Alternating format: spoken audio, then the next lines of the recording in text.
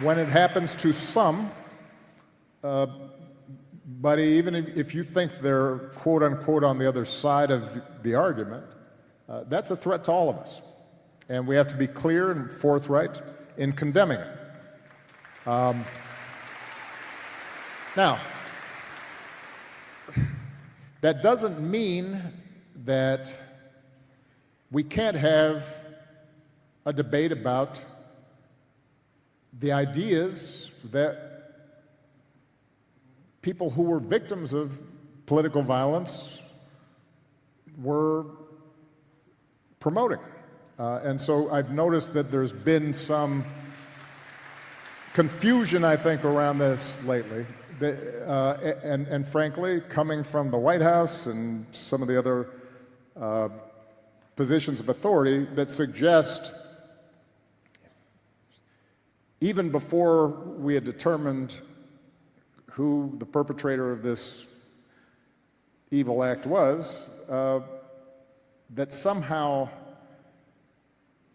we're going to identify an enemy. We're going to suggest that somehow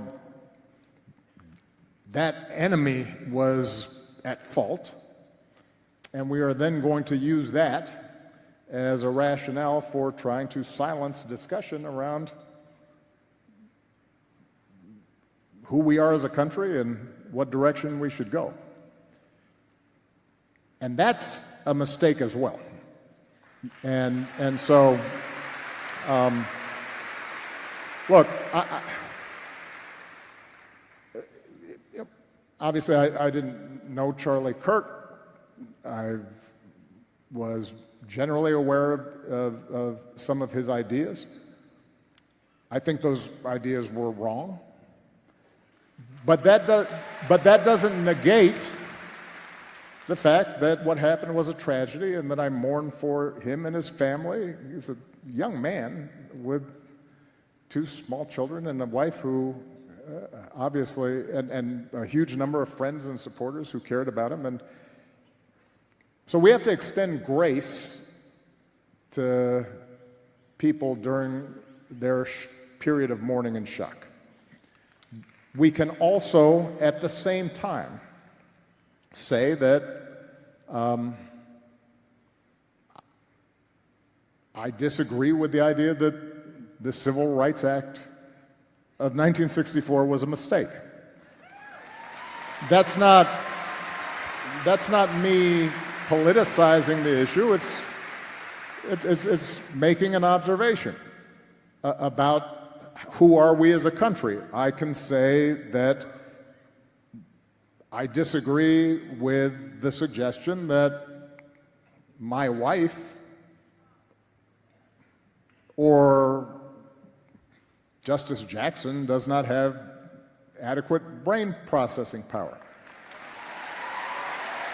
I can say that I disagree that Martin Luther King was awful.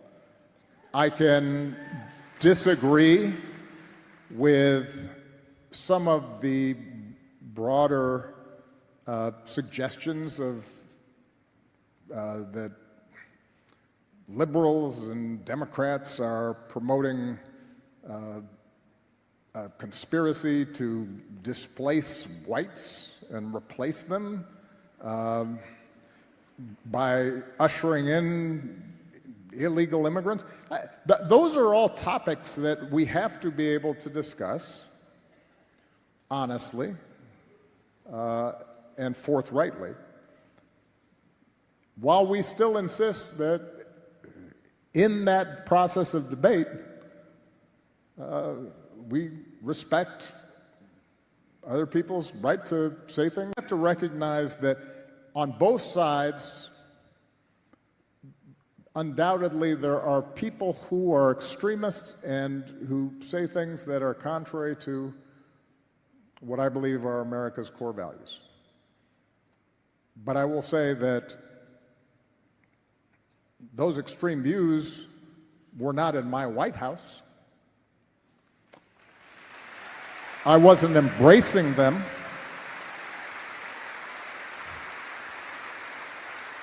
I wasn't empowering them. I wasn't putting the weight of the United States government behind extremist views. And that is when we have the weight of the United States government behind extremist views, we've got a problem.